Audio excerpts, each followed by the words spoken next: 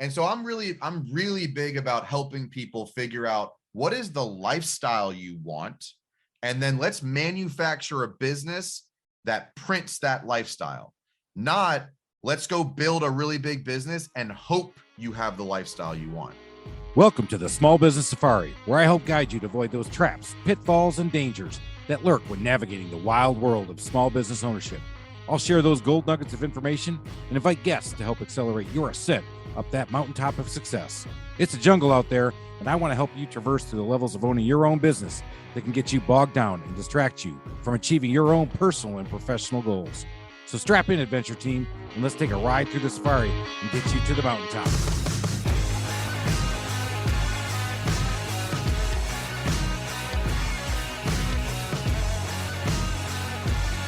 Hey, Adventure Team, it's Chris again, and I am excited about today's guest. I've been watching Mike for the last couple of years and really excited about what he brings not only to contractors, but what he brings to life. Mike Claudio is the owner and head coach of Win Rate Consulting. Mike's mission is to make an impact with every conversation he has. He helps home and service companies and contractors improve their business development, sales, and leadership practices so they can create the business they truly want. He bases everything off knowing how to identify the right clients, knowing what to do to target them both in person and online, implement qualifying techniques so you can spend time on the right opportunities. Mike has 16 plus years of experience in business development, sales, and leadership. In the last 7 years, he's been leading and scaling in construction companies, both for himself and others. He's assisted numerous other companies, help increase their revenues by millions of dollars due to his structured approach of communication, follow through, and follow up. Mike takes a personal hands-on approach to coaching and has implemented formulas and systems to take businesses from 6 to 7+ figures. With that, I'm going to welcome Mike Claudio to the Small Business Safari. Mike, how you doing? Good, man. Good. Appreciate you having me on. I'm excited about it. Cool. Yeah, like I said, I've watched your arc. I love what you're doing on this. I know you've been coaching people up on some things, but before we get there, let's talk about how did you get to where you are today? Where'd you start? When you came out of school, you said, bang, I'm going to be a contractor coach, right? No, yeah. So I actually failed out of college and got a job. I worked in retail and corporate America for about 9 years.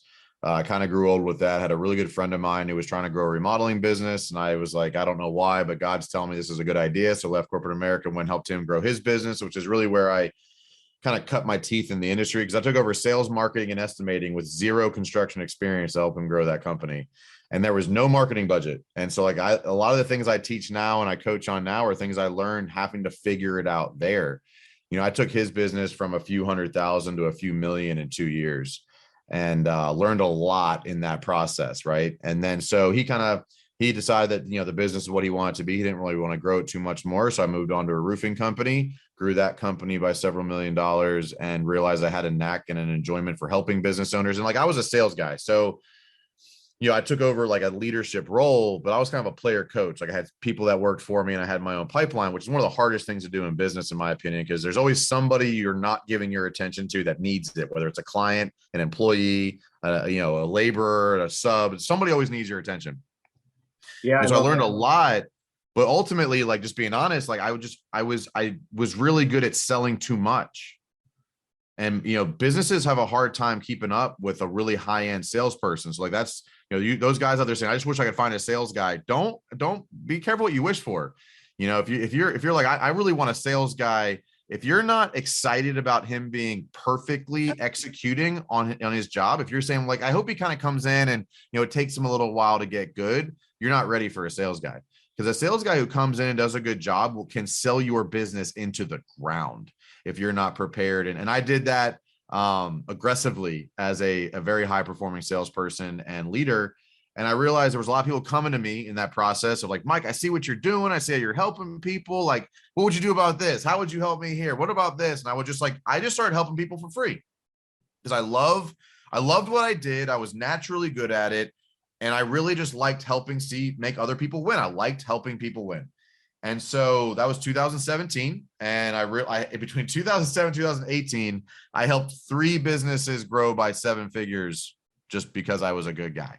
And I was like, I should probably find a way to monetize this. So 2018, I started Win Rate Consulting because I like helping people win. And the win rate basically came from at what rate are you winning? Because if it's not high enough, I'll make it better. That was kind of how it started.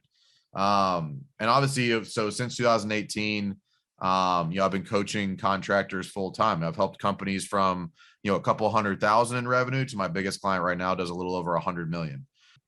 And so I help people with all different kinds of things, but primarily my target, my skill set, like my part of the business is leadership, business development, and sales. Like that's where I spend my time. At this point, I've turned into a mindset coach, a communication coach, strategies around scaling and delegating and holding people accountable and figuring out how to, track the right metrics. And, sales has become a smaller portion of what I help people with, because sales is a formula. Do this, and this consistently, you're going to win. Let's stop overcomplicating it. Beyond that, it's like, how do you now have the right mindset around growth? Because everybody deals with scarcity. Everybody deals with doubt. Everybody deals with fear. Everybody deals with confusion. Everybody deals with that stuff. I've gotten really good at getting people out of their own way. And so now I do a lot more around that mindset, the approach, the routines, the communication that gets a leader to the next level, which ultimately helps the business get to the next level. And so now I have 4 coaches that are on my team in addition to myself. We have about 70 clients right now between us that we work with. Again, ranging from a few 100,000 to, the biggest we have right now is 100 million, a little over 100 million. And so, obviously, like, you found me through speaking engagements, and I have a podcast, the Big Stud Podcast. I have the YouTube channel, and that's kind of like, now I'm in the position of scaling my business. My business has scaled pretty wildly over the last couple of years. Like, if I hit my targets next year, I will triple my business 4 years in a row. That's awesome. Yeah. Let's go back and talk about that, because you hit on something I think is huge, and that is, hey, I need a great sales guy. Let's get that guy in here. Let's go. And then next thing you know, the operations is like, holy crap, I got a tiger by the tail and I can't do it. And the sales guy's like, well, why can't you guys do this stuff? What the heck's going on? How do you help people understand, hey, you don't just want to grow, you got to grow the right way? I think it's a matter of understanding, what does success look like? Well, more revenue. No, it's not. It's more profit. Right. And so when people just want more top line, because that's what that's everybody brags. Well, what'd you do last year? I did 3 million. What'd you do? I did 4 million. But it cost him 4.3 million to do it. And he's stressed out of his mind about to lose his house and his wife. But you're feeling like insecure because he did more revenue than you did. And so I think it's understanding growth is about manufacturing the lifestyle you want, not some predetermined, like, oh, what do you want? I want 10 million. Why? Do you have any idea how hard it is to build a $10 million company, and how long it's going to take, and how many mistakes you're going to make, and how hard it is to keep employees and train employees and have employees not take it? Like, 10 million is a lot. Why do you, 10 million sound like a good number? That's a terrible reason to want $10 million in revenue. I agree. I love that line. You're right. I talk about that in my book, is that the vanity line is, hey man, I'm making 5 million. Oh, I'm doing 10 million. But it's that sanity line. Yeah. How much you bringing home? I didn't. Yeah, I know. Or how much time at home are you spending? Yeah. Which is take the money out of it. Right. And so I'm really big about helping people figure out, what is the lifestyle you want?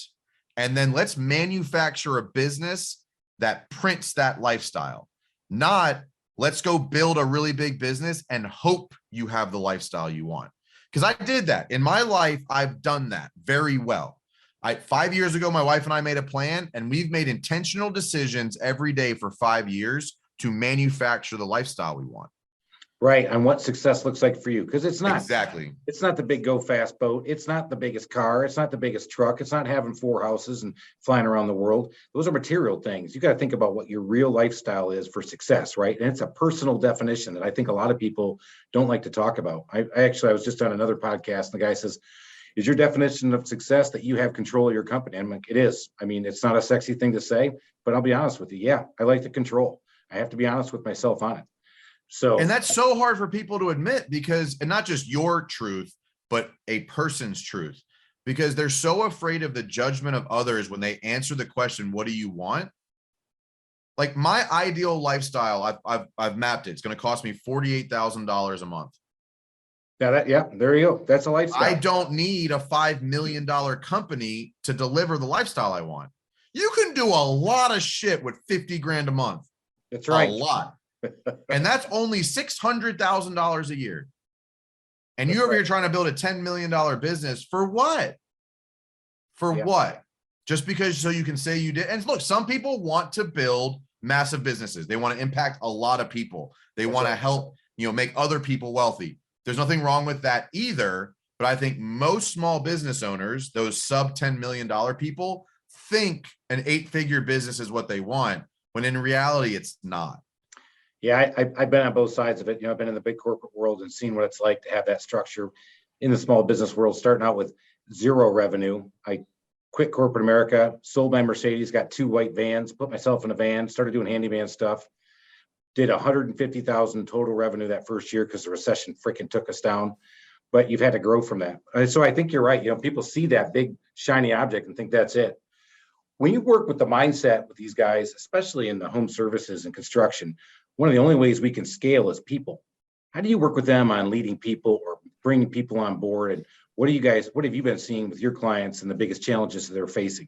I mean, we don't have enough time in this podcast to outline all that. But the biggest thing is understanding the roles, understanding the roles and responsibility of the players you're looking for is the first step, right? Before you can even go hunt or recruit or job post, most people say, I need help. Let me go find a body. And then I'm so busy, I can't actually help onboard them, but I want them to be successful. And I have no clear understanding of what they're going to do for me. I have no clear understanding of how we're measuring the success of them. I have no clear understanding of the personality traits or things I'm looking for. So the first step is build the org chart. What exactly is the top responsibilities of the person you're looking for? Because if it's financial admin work, you don't need your best friend who you like drinking with. He's not the right guy. That's right. And so I think, so here, this is something I ask my clients on a regular basis, because I don't sell a program, right? I don't sell Mike Claudio's way to run a business. I sell my 17 years of experience plus the almost 250 clients I've coached. I sell perspective. And so I want to teach you how to do it on your own. So I ask this question every time one of my clients wants to implement something. What does success look like? And how are we measuring it? What does success look like and how are we measuring it? Because here's the reality of it. You're probably hiring one of your first real key employees. You're probably hiring somebody you know, and you're probably not setting proper expectations, and you're probably not holding them accountable and tracking them. And all of a sudden you're going to wake up in 18 months and that person's going to fuck you and you're going to blame them but it's your fault. Absolutely. I love it, man. You are, I just speaking my language. I had my functional org chart figured out when I had 2 employees. It was me. I had 1 tech, but I knew what I wanted. And then my first employee, other hire outside of technicians, was my CSR. But I had every box. Of course, I filled every freaking box, right? I'm going through them all. But you're right. You bring them in and you say, okay, this is what you need to do. This is how the phones need to be answered. This is what you're going to do. And she wasn't a friend. She was a referral, because I had a friend of my wife's who said, I'll just come in and do it part-time. I'm like, no, I'm in this to win it, baby. I am not here to have part-time people coming in, just doing this in between when the kids get dropped off at school. Not happening. So I love what you're saying, because you got to be intentional and get in there and hire the right people, but you better know what they're supposed to be doing, right? That's killer. I love that. So as you work through it, you get those guys getting that idea, because what you just talked about, that's a hard question to answer, right? It's what does success look like? Real hard. Yeah. It's a lot easier to go through and say, how am I going to sell some more today? Well, that's real easy. I'll pick up the phone. I'll go see a customer at a house. I'll sell. That's easy, man. That's not even mental gymnastics, but that really hard thinking and you're talking about, I mean, that's like the Olympics. I mean, that's the hard stuff. And it's hard until you get used to it. And then it's impossible to operate any other way. I love that. So you're helping them break through that, thinking about what success looks like, and then put that daily habit in place, because habits bring the outcomes. Daily outcomes bring the weekly outcomes. And I'll tell you, I have about an 80% renewal rate with clients, with my coaching clients beyond the initial contract length. And what I found is teaching them how to go about problem solving and articulating success in whatever the other side, what is the solution of that problem mean? What does success look like? They get so excited about dreaming now, because they can physically put it on paper and say, well, I'm dealing with this, but here's what success would look like. And here's how I can find, and now I can do this. And now I'm teaching them how to reverse engineer their own success. whether that's hiring somebody, setting a standing operating procedure, setting new metrics in place, creating a marketing campaign, hiring a sales manager, doesn't matter. If you can say hiring this sales manager would mean these 5 things, and to accomplish those 5 things, I need this type of person, you've already accomplished 80% of the work. Yeah, now you just got to be patient until the right person shows up, because now there's no timeline on success. This is where people fuck up.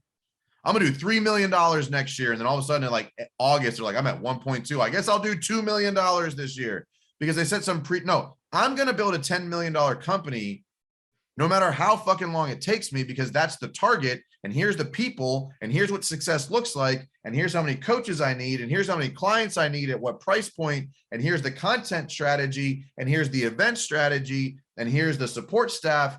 I can tell you. So when the right people present themselves, I can jump on it.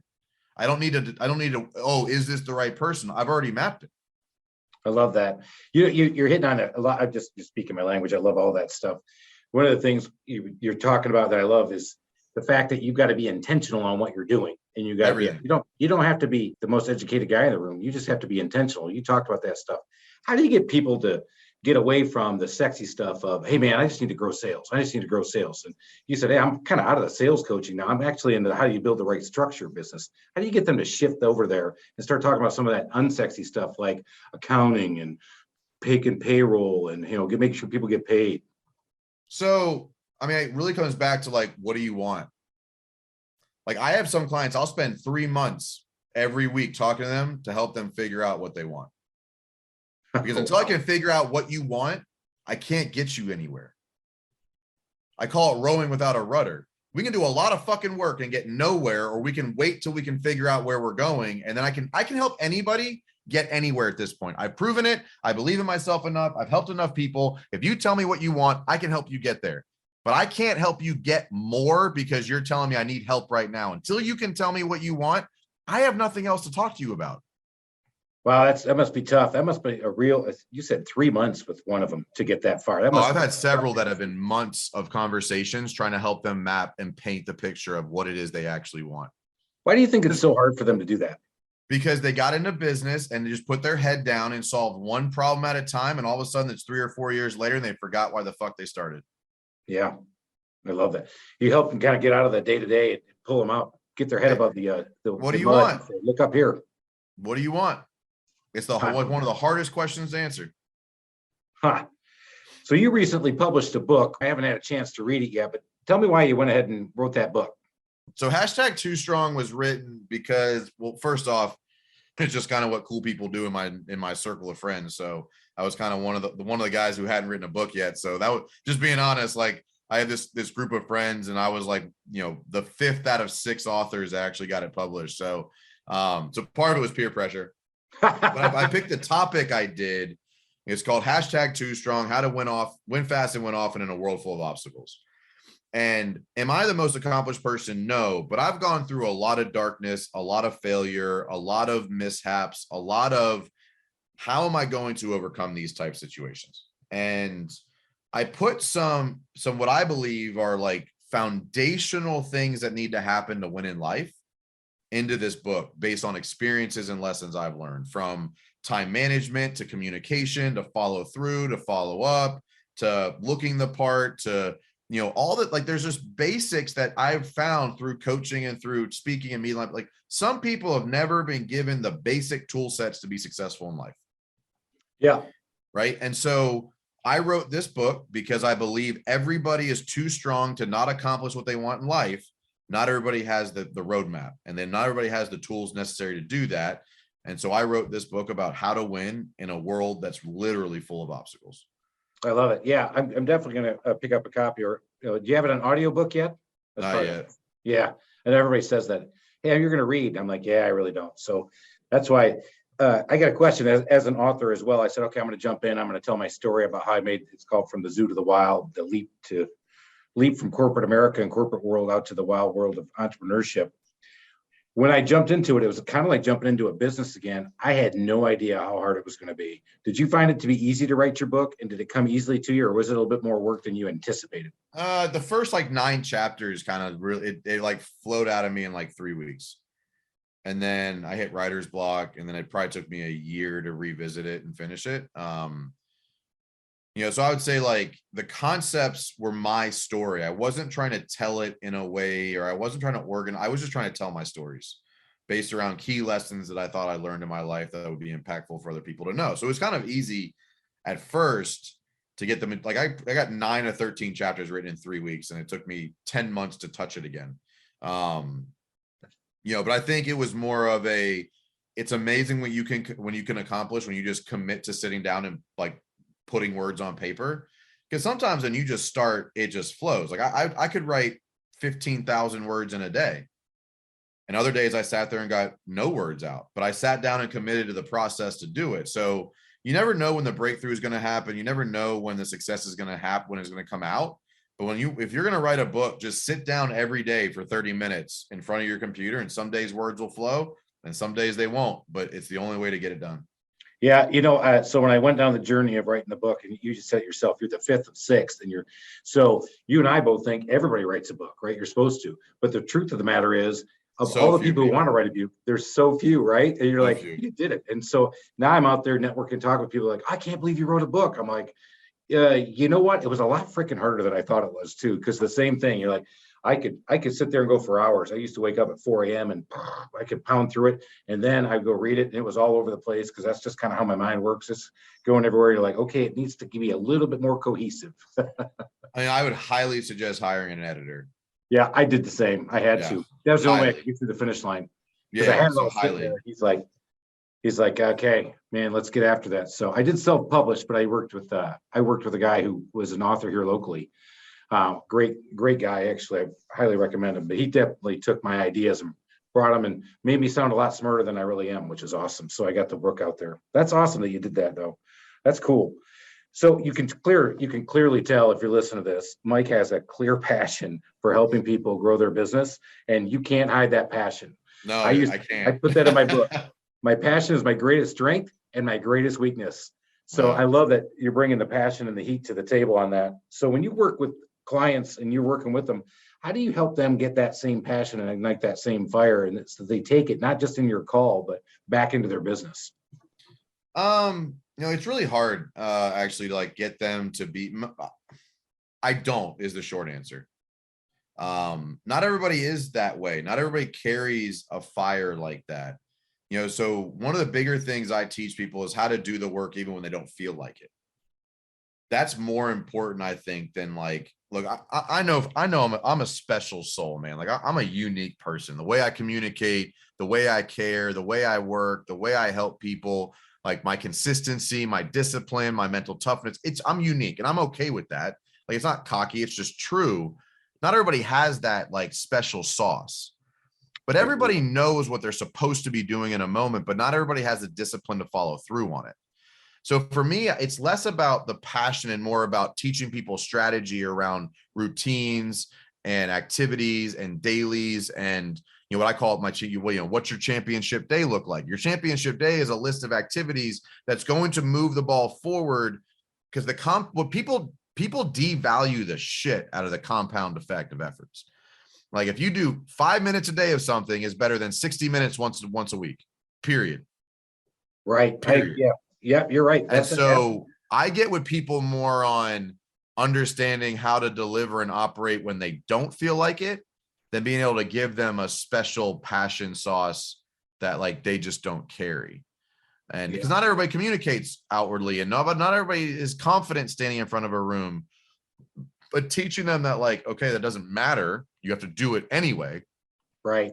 That's more, I think, what I help people with. You're right. How many times have I said, I don't think the toolbox is getting 100% of Chris today. He had a little too much fun last night, and now, but you still got to buckle down. And as entrepreneurs and as guys who run their own business, you got to be a problem solver. You got to get yourself. I must have said that to myself this last Monday probably 20 times. Oh, you're here to solve a problem. Solve the problem, as opposed to just going in your office and hiding and so hoping everything goes away. Yep. I love that. Yep. So one of the things I really liked, we'll switch a little bit, just talk about how you built your business. So you sat down with your wife and said, man, this is our 5-year strategy and plan. So you have all that. You had that discipline. You even said yourself, you're a special soul. So you're following through with that. One of the things I've really enjoyed watching with you from afar is how you built yourself on social media and how you've done that. Why don't you talk a little bit about how you did that and how people could put that in their own business, whether they're building a brand called Mike Claudio and Winrate Consulting, or building the Trusted Toolbox or the Home Service Institute, whatever it is. So what most people are afraid of is actually their most valuable asset, and it's themselves. Like, I am my biggest competitive factor in my business, and you are the biggest competitive factor in your business. And because people don't like the way they look and sound on camera and video and on audio, they choose to do nothing because they're judging themselves as if they were their audience. And so the first thing I would say is get the fuck over yourself. You're not as cool as you think you are. 100% agree. And so in 2018, I said, how am I going to grow a coaching company where a coaching business is the first business I officially own myself, right? And also, people are like, well, there's a lot of people that do what I do, so I can't get market share. Everybody and their fucking brother is a coach right now. And so I said, how am I going to beat people? And I said, okay, most people suck at public speaking and most people hate the way they look and sound on video. So I'll become an expert in those two things. And if you see my first YouTube video, it's terrible. And so are the next 60. But then here I am probably 1,500 videos later. And guess what? I'm an expert on video. No, I'm not special. I just get 1,500 at bats you didn't take. Yeah, I love that. And so good. I just committed to a routine of I'm going to do at least one YouTube video, at least one podcast a week forever. And guess what? Here I am 3 years later, 170 episodes of the podcast and probably 500 or 600 YouTube videos later. I've just stuck to the routine knowing honestly, at the beginning it was now it's when. If I can get great at this, I will beat anybody who's a better coach than I am to the customer. Right. Because that's where, like, people buy people. And so I can put all the branding I want out there. If my face and my tone and my beliefs and my passion are not out in the marketplace, I can't get to them. I can't get them being the target audience. So I just committed to, like, I'm going to do this consistently. If you look at my Instagram account, I'm on like 1,100 posts. I've been doing this for 3 years, 3.5 years, right? So it's like, I've just been posting and putting out content consistently daily for almost 3.5 years. And what I do, I learn, I adjust, I implement, but really it's just the consistency. Like, bad content posted consistently will beat great content posted inconsistently. You brought two great things. I don't care if you're going to start a coaching business or any business. What you just said was you can take that social media and figure out how to differentiate yourself from your competition, make yourself unique, whether it's going to be in coaching or home services or whatever. And you just have to commit to it. But you said something I think is awesome, because I've been doing the same thing, kind of get committed to doing the social media. I'm out there on like posting daily on Instagram. Now I got a kid helping me do some posting on Facebook and Instagram and the Home Service Institute. And I'm like, I don't really see it. But you know what? The phones tell me otherwise. Or the emails, the direct messages I get are otherwise. And you're right. I'm doing the same thing. I had to get over myself and go, I don't know if I want to be a brand. I don't know if I want to put my face out there. This face is kind of really built for radio. They're like, no, you got to get over yourself. Number one, you're not as cool as you think. I love that. And you just put out content, man. Just go.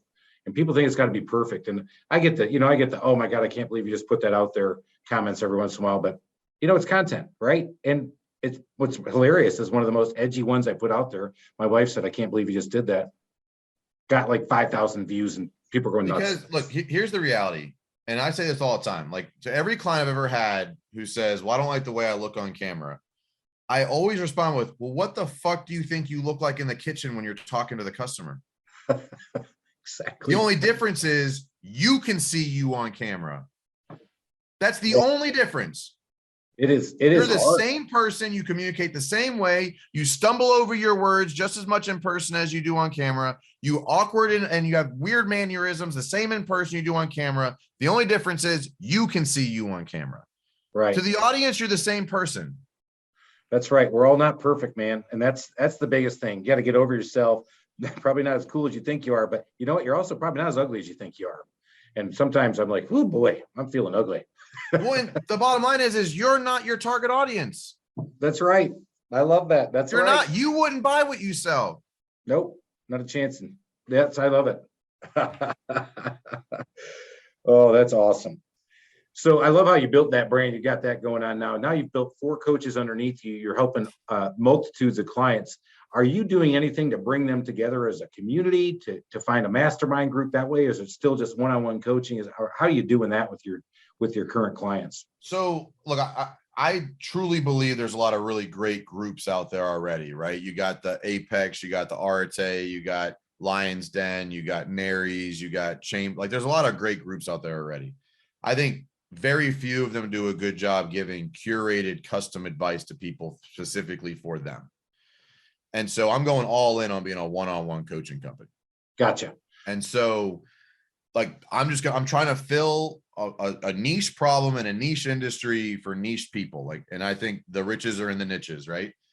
And so from that approach, I am going all in on one-on-one coaching, but one of my programs is called the Champion Circle. It opens once a year. It's a 12-month program, locked group.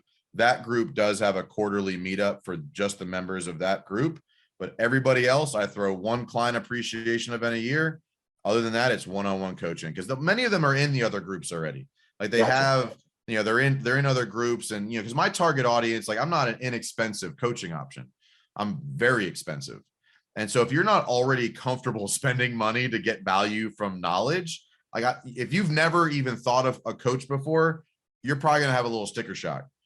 I have an 80% renewal rate and 100% no refund rate.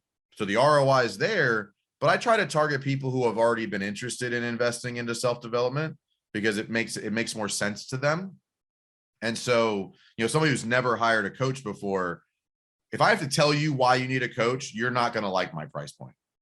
There you go. And that's why I put on so much content though, because I want you to understand the tonality and the delivery and the passion and the topics and the things I help people with so that you kind of know what you're getting before you buy. But as far as like group stuff, I do one client appreciation event a year. And then that one primary offer that I do one-on-one coaching every month, but then I do a quarterly meetup of just that group. Yeah. I love how you're doing that. I just got done telling somebody else about that. Here in America, right? We got American football. I played football. I loved it.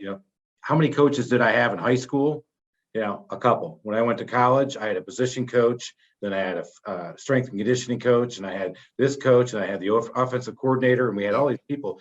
Think about what these pros have, right? The pros got their personal trainer, they got a personal everything. So the better you want to be, the more coaching you need to have.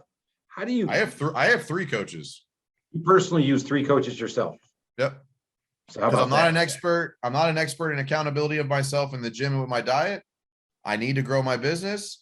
And I need to grow my influence. So I hire people to help me with that shit. There you go. So there are with where you're at now. So that's a big question because it's for a lot of people, it's like, oh my gosh, I'm not really sure I can do it. I don't think I should.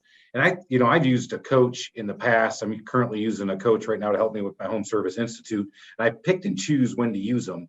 When would you say, you know what, like you said, you got to know what you want first, or you need somebody that can you hold accountable to. When they're looking for a coach, what should they be looking for?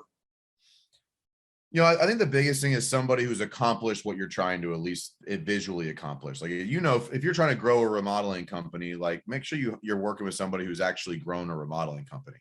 Like I see so many coaches out there that speak in theory and concepts as opposed to like when I coach, it's, hey, here's how I solve that problem. Like, that's how I approach things.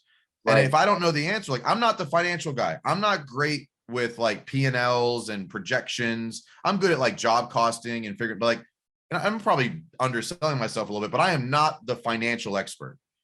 So if you're like, Mike, look at my P&L, tell me what I'm doing wrong. I'm gonna be like, I can't fucking help you there. Here's somebody that can. Like, and so I stay in my lane, and so the first I say, find somebody who's done what you're trying to do. Like, I have grown multi-million-dollar home service companies. I have grown sales teams. I have been a great sales leader. So some of these bigger companies, like I've never grown $100 million company, but I can teach them how to build a sales organization within their team, how to build hierarchy, how to build teams, how to build leadership, how to build metrics. I can do that. Right. So I'm not helping them run $100 million company. I'm helping them work on their sales team. Yeah, I think you hit on it. For people who think about to coach or not to coach. I actually did this in one of our earlier podcasts. It's a lot of people, it's very hesitant, or you'll just go with the guy who comes across your desk. But you can't do that. You gotta, like you said, you gotta have somebody who's going to give you real world advice. As a guy And who then got, I think the second thing is, I think the price point should hurt. yeah, Because I agree if with the you. price point doesn't hurt, you're not going to take it seriously, which means you're not going to pay attention. Because I've done this. When I first started, it was like, I wonder what I can charge. And now, like, every time I've increased pricing, I've gotten better results because people willing to pay more are willing to do the work. And so if you're like, oh, it's $500 a month, if it works, great. If it doesn't, no big deal. That is not how you should approach a coaching situation. It should be, I'm paying so much for this, I have to make sure it works. I agree. That's why I signed up to help me with the Home Service Institute and kind of make that next step with the new company. I just couldn't stand myself. I had to start another company because, well, hell, why not? Yeah. And I'm like, all right, man, I've seen what you've done. You've been able to build something like this too, subscription-based consulting business for home service. So I got with him, and it hurts. You're right. When I get him on the phone, I'm like, all right, man, I got an hour with you every week. I'm ready to rock and roll. Yep. And I think it's super important that, like, and then the last part would be, you have to trust that person. Because if you hire somebody and you have doubt at all in them, you're going to question their advice. And not that you should always just do whatever they say, but if you don't trust them, don't hire them. Because there's just there's so many better options out there. Yeah. Yeah, I think that's right. I mean, that's just gold nuggets flying out with how to get the right coach. I want to shift gears. I listened to one of your podcasts. I think you hit something that it really is near and dear to my heart, is that leadership dictates how your company is going to operate. Leadership dictates how your people are going to take care of your customers and how they're going to enjoy themselves. So if you're down, or if you're a little stressed about cash, or you're a little stressed out about, man, that job didn't go like I thought it was, and man, I'm pissed off today, everybody feels it. And I think you put it a little bit different way than I do. It's just your company becomes a true reflection of you. Yeah. How do you help people say, dude, we all have down days. We're all off. But if you don't turn that around and get your team going back where you want to go, because you are telling that, why don't you talk a little bit about that? Because I listened to that podcast. I was like, man, I was sitting there driving, honking my horn going, that's right, man. That's right. Let's go. I think just making people aware of the impact that they have on their people. Because when you're pissed off or frustrated, or you're dealing with fires, like, you don't always see the perspective and like the peripheral vision around you, because you're head down, pissed off, trying to solve a fire. And like, if you run your business like a firefighter, you're going to come in, solve something, leave, and you're going to leave the rest to be handled by somebody else. And people, I think the first step, you say, how do I help them, is showing them how impactful it can be. And I do that by getting them to try different approaches, right? So one of the biggest tactics around leadership is visualization. I use visualization a lot with my clients, and I'll tell them, before you go into a conversation, ask yourself, what is the desired outcome of this conversation? And then visualize how you should deliver the message to get the desired outcome. Because how you want to deliver it and how it needs to be delivered are unlikely the same way. 100%. I know. And so many people react to environments. They come in with emotion and passion and anger and frustration, and you'll literally like yell at somebody, and then they'll look at you and then like, but what do you want me to do about it? You did not go into that conversation with a desired outcome in mind. You just wanted to get them to feel the way you feel.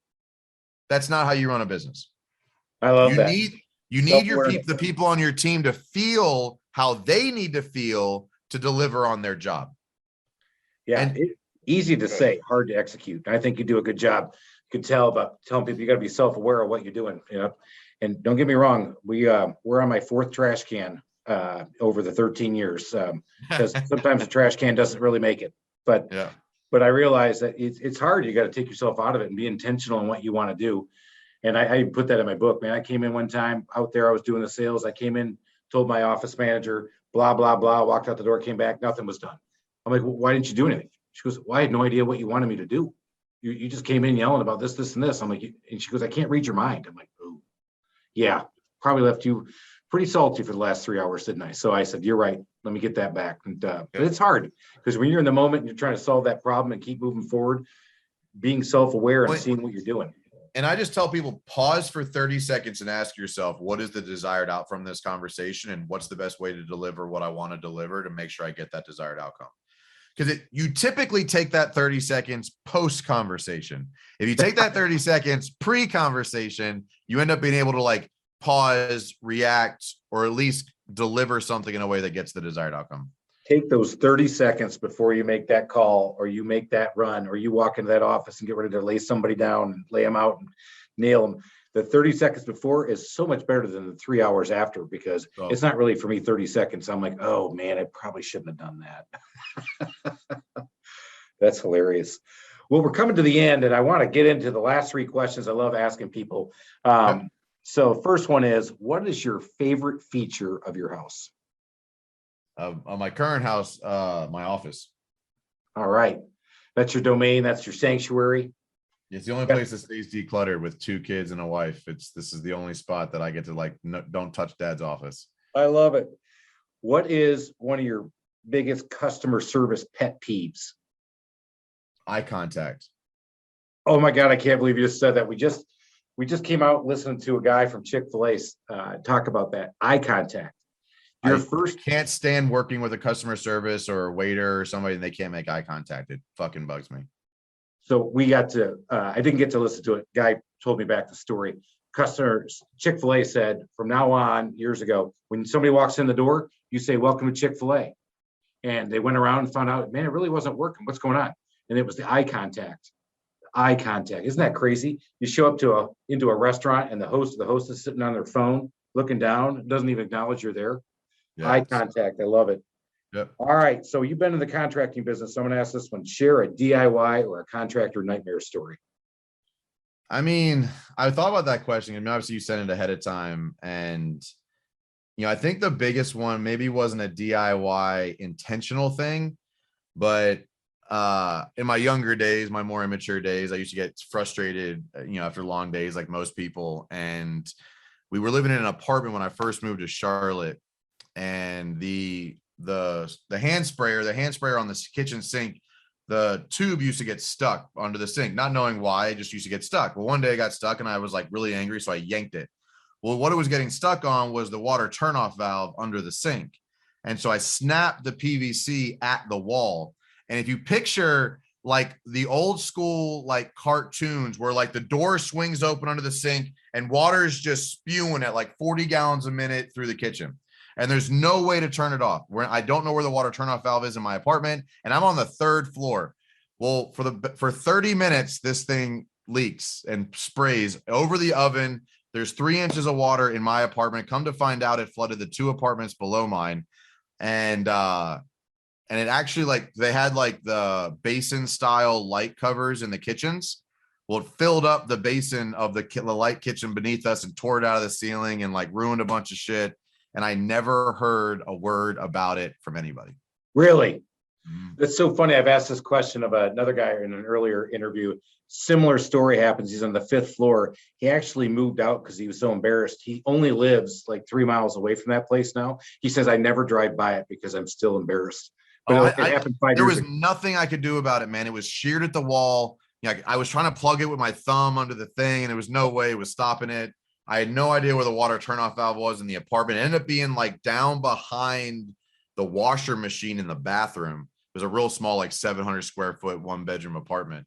And so it's not really a DIY thing, but it's like one of the worst kind of mistakes or issues I've encountered personally. Oh, I love it. No, actually, I'm grinning ear to ear if you can't see me on the podcast. I just love these stories because not only do I have one of those, I got about 5 of everyone I've ever heard. I'm like, oh, I got a million of them, man. I could sit here for days and tell you about all the shit we've done wrong. Yeah. But well, before we let you go, I know you've got the book, you got your coaching. Tell us how we can get in contact with you. Promote whatever you want to promote. Let's hear about that. I mean, the best place to learn more about me is to go to MikeClaudio.com. I mean, it's got all my content. It's got the book. It's got my stories. It's got how to connect with me.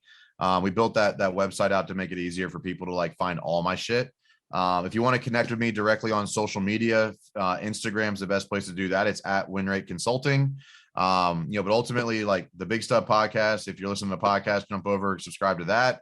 Mike Claudio on YouTube. If you go to MikeClaudio.com, it's got all my stuff. Awesome. Well, Mike, I've enjoyed it. You clearly brought the passion. I knew you would because I've listened to the podcast. I've seen you on seminars. Thanks for coming on. And I know the adventure team loved hearing about what you had to say. Appreciate having me on. Thank you for listening to this episode of the Small Business Safari. Don't forget to go out and rate, review, and follow me. And if you like this episode, go out and check out my other episodes, or check out my Instagram, Facebook, or LinkedIn for other great content. And remember, your positive attitude will help you achieve your higher altitude in the wild world of small business ownership. Until next time, make it a great day, adventure team.